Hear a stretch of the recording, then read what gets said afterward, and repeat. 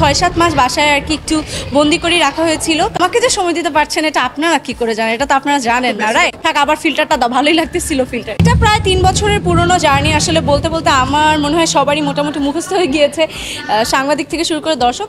আমাকে মোটামুটি 6-7 মাস বাসায় আর কি একটু বন্দি করে রাখা হয়েছিল।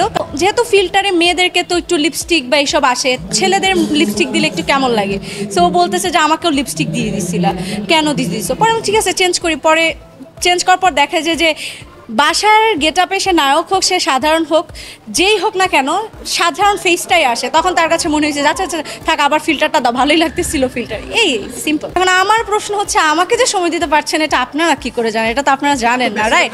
সো আসলে বিষয়টা কি শুধুমাত্র ও অ্যাক্টিং করে বা নায়ক, বিষয়টা এরকম না। প্রতিটা সেক্টরেই যারা জব করছে, লাইক চাকরিজীবী বলেন বা সরকারি চাকরিজীবী বলেন, সকলেরই দেখা যায় সকাল 8টার সময় যেতে হয় বাহিরে, সন্ধ্যা 7টার সময় বাসায় আসতে হয়। একটা সার্টেন টাইম তারাও তো দূরে থাকছে, তাই না? সো ওর তো সকাল 7টার সময় যাওয়া লাগে না, দুপুরের দিকে গেলেই হয়, রাত্র 11টা-12টা বাজে শুটিং শেষ হতে। সো সেম জিনিসই অন্যরা যেভাবে সার্ভাইভ করে, আমিও সেটাকে স্বাভাবিকভাবেই সার্ভাইভ করছি। এতে এত স্পেশাল ভাবে দেখার কিছু নাই আর কি।